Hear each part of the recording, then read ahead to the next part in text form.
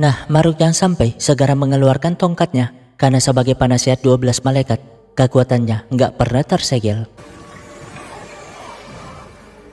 Ya, kekuatan Maruk berfungsi untuk menyegel para iblis sehingga yang lain pun selamat.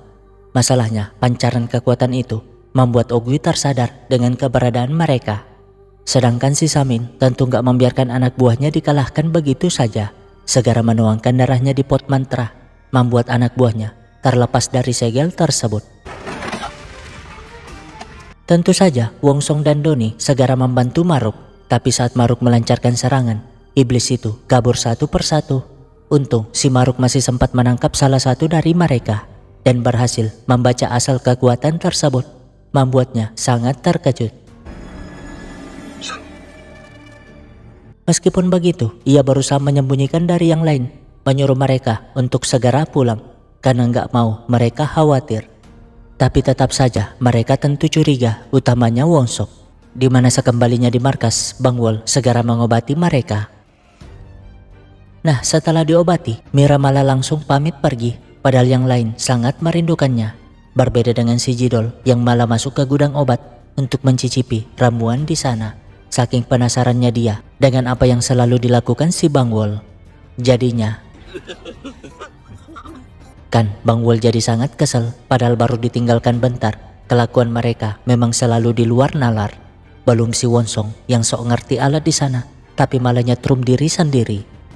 Gak berapa lama, Tesang dan Maruk pun masuk, sehingga mereka memastikan apa yang terjadi. Tapi bukannya jujur, Tesang malah meminta mereka tidak ikut campur, sehingga ya, Tesang gak mau lagi melindungi manusia karena takut kehilangan mereka. Lagian, untuk melawan iblis itu, kekuatan mereka harus dikembalikan. Dan satu-satunya cara yaitu membuka gerbang neraka. Jadi menurut Tesang, mereka hanya perlu melanjutkan hidup layaknya manusia biasa. Gak peduli dengan apa yang terjadi ke depan. Membuat mereka semua hanya bisa terdiam. Maruk sendiri meminta mereka gak khawatir. Tapi malamnya, dia malah diam-diam mengajak Wongsong bertemu. Ya, entah apa rencananya, si Maruk malah memuji Wongsong sebagai orang yang pantas jadi ketua selanjutnya. Padahal mah, di antara mereka semua, hanya Wongsong yang paling gampang dibodohi, di mana Maruk menyuruhnya melakukan sesuatu. Beralih ke Tesang yang diam-diam masuk ke ruang rahasia, tepatnya pintu neraka yang mereka segel ribuan tahun yang lalu. Jadi, mereka mendirikan gedung di sana untuk melindungi gerbang tersebut. Dan itu membuat Tesang teringat kenangan masa lalu saat berhasil mengalahkan semua iblis. Tapi mereka juga harus kehilangan teman-temannya. Makanya sekarang mereka tersisa 8 karena 4 malaikat tewas dalam pertempuran. Dan Tesang gak mau kejadian itu terulang, saking sayangnya dia kepada yang lain. Tapi sekarang tentu saja Tesang sangat terkejut bagaimana bisa Samin Bangke itu masih hidup. Hanya saja Tesang gak mau peduli, apalagi jika Maruk melibatkan yang lain, karena rencananya Tesang hanya mereka berdualah yang turun tangan. Menariknya, Mira malah kembali sendiri ke tempat itu, membuat Maruk sangat lega. Besoknya, Kang Ji mulai berlatih dengan sangat keras karena ia tahu betul bahwa Tesang ingin melawan iblis itu sendirian. Sementara Tesang tiba-tiba membeli warung si Wati, bahkan memberi tiket ke Eropa, biar Wati dan Udin gak terlibat masalah itu.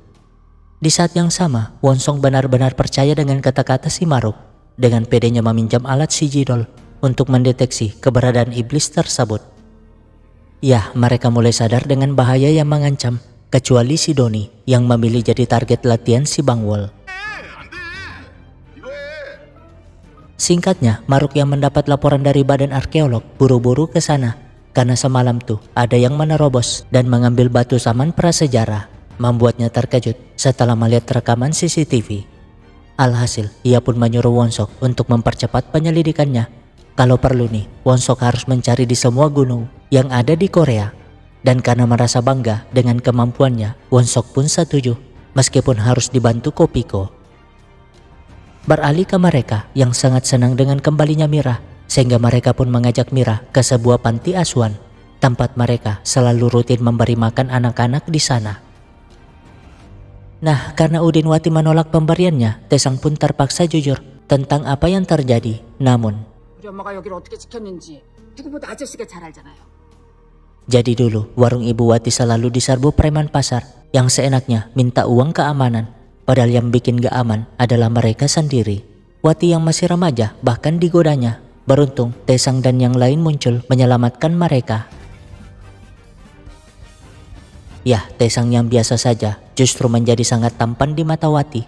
Makanya sampai sekarang Wati gak pernah melupakan cintanya itu dan percaya kalau Tesang dapat mengalahkan para penjahat dan iblis seperti dulu. Mira sendiri mulai tersenyum melihat kebahagiaan anak panti di sana, utamanya kebersamaan mereka yang sangat ia rindukan. Namun, ya, itu pandangan masa depan di mana teman-temannya dalam bahaya, termasuk Tesang.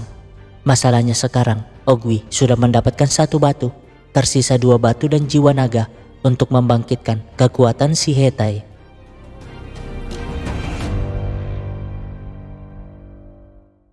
Nah, kembali ke ribuan tahun yang lalu, Hetay sebenarnya adalah anak manusia yang diselamatkan Tesang dari roh jahat, sehingga sejak saat itu Hetay yang kagum kepada Tesang selalu mengikutinya. Awalnya Tesang malas berurusan dengannya, tapi melihat kepolosan wajahnya, Tesang akhirnya luluh dan menjadikannya sebagai murid. Sehingga saat dewasa, Hetay mendapat kekuatan yang setara dengan Tesang dan membantunya mengalahkan para iblis. Tapi entah gimana ceritanya, Samin berhasil menghasut Hetay, membuat Hetay menjelma menjadi iblis, di mana saat itu Tesang terpaksa membunuh Hetay dengan tangannya sendiri, membuat Samin gak berdaya dan kalah dengan sendirinya. Dan sekarang Samin yang gak pernah lupa kehancurannya hari itu telah merencanakan balas dendamnya dengan memanfaatkan si Ogwi. Hanya saja Ogwi bukanlah iblis yang mudah ditipu, mengingatkan sekali lagi kalau ia akan memenggal si Samin jika berani mengkhianatinya. Beralih ke Tesang yang terkejut melihat gerbang neraka hancur dengan sendirinya. Ya, itu adalah mimpi di mana Maruk yang sejak tadi menunggu di dekatnya menunjukkan rekaman CCTV bagaimana si Ogwi mencuri batu akik di badan arkeolog. Ya, semalam Ogwi lah yang menyusup ke sana dengan mudahnya menempeleng penjaga pakai sayap lalu mencuri batu akik tersebut. Dan karena itu Maruk pun ngerti bahwa tujuan si Samin adalah membangkitkan kekuatan Hetay melalui sang raja iblis. Jadi mereka nggak ada pilihan selain membuka gerbang neraka. Namun, ya, entah ada konflik apa antara Mira dan Ogwi, namun Tesang menolak rencana Maruk. Pokoknya mereka nggak boleh melibatkan yang lain. Besoknya seseorang nggak sengaja menemukan batu aneh di tumpukan sampah, ingin segera menjadikannya batu akik. Tapi para iblis sudah ada di sana. Sementara Wongsong akhirnya berhasil mendeteksi keberadaan iblis itu di sebuah gunung. Sedangkan Malsok dan Mira semakin giat berlatih, tapi pastinya Mira selalu menang. Ya, inilah alasan Mira nggak kehilangan kekuatannya, karena dialah pemilik jiwa naga. Makanya saat itu si Samin mengincar Mira untuk mengambil jiwa naganya. Artinya di antara mereka Miralah yang paling terancam. Di saat yang sama Doni yang ingin hidup damai jadi bingung karena Bang Wol memberikannya ramuan komodo, ramuan yang harus diminumnya di situasi mendesak. Namun tiba-tiba Maruk meminta mereka berkumpul.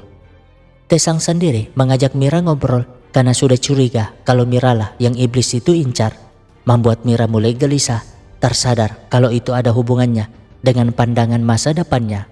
Hanya saja Tesang meminta Mira nggak ikut campur kali ini. Padahal kan Mira juga nggak mau mereka dalam bahaya. Makanya ia kembali ke tempat itu untuk melindungi semuanya. Sementara Maruk akhirnya membocorkan kepada yang lain kalau Ogwi dan Samin telah kembali, membuat mereka semua sangat terkejut.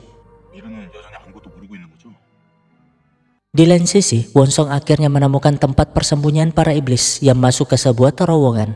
Tapi saat mengejar, gak ada apa-apa di sana karena memang ada pintu tersembunyi menuju dimensi berbeda.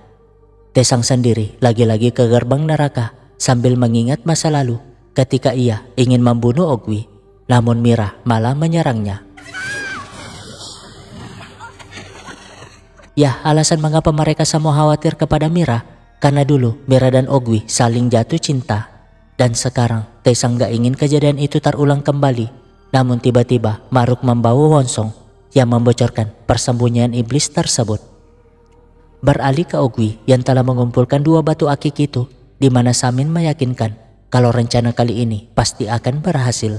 Selain kekuatan para malaikat tersegel, ia juga tahu kelemahan terbesar Taesang. Besoknya mereka segera membangunkan si Doni karena Taesang dan Maruk menghilang entah kemana. Padahal Wonsong yang ada di sana tahu apa yang terjadi. Ya, sesuai rencananya mereka memaksa Wonsong untuk tidak membocorkan kepada yang lain, karena mereka berdualah yang akan mengalahkan para iblis itu. Masalahnya mereka nggak sadar kalau anggota Samin mengincar kelemahan Taesang yang nggak lain adalah si Wati. Alhasil saat ingin masuk ke terowongan itu, kalung mereka pun menyala sehingga mereka buru-buru kembali ke tempat si Wati. Nah, para iblis pun berhasil melukai Wati. Untung ada Bang Udin yang menghalangi mereka sehingga Wati dapat segera kabur meskipun para iblis itu terus mengejar. Gak berapa lama mereka pun sampai di sana, di mana Udin dengan paniknya menjelaskan apa yang terjadi, membuat Taesang sangat marah. Beralih ke Wati yang sembunyi di WC umum sambil mencoba menghubungi Taesang. Sialnya, ia sudah kehilangan banyak darah, mana si iblis sudah ada di depan pintu. Beruntung Taesang sampai tepat waktu, dengan mudahnya mengalahkan iblis tersebut. Karena itu, Taesang meminta Maruk membawa Wati ke markas, sedangkan dirinya harus menghalangi iblis di sana. Masalahnya, para iblis yang sudah dikalahkan malah bangkit kembali kayak zombie. Tapi tenang aja, mereka semua akhirnya datang membantu. Lah, Doni jelas bingung dong. Kok dirinya yang gak pernah latihan itu sangat diandalkan. Tapi mau diapa, ia gak ada pilihan selain melawan. Meskipun pada akhirnya mereka kalah juga oleh iblis gondrong satu ini. Jadinya mereka yang tadi sudah kabur lagi-lagi harus terkepung. Dan mereka gak ada yang sadar kalau Wati hanyalah sebuah pengalihan. Karena yang diincar Samin sejak awal adalah Mira, sang pemilik jiwa naga.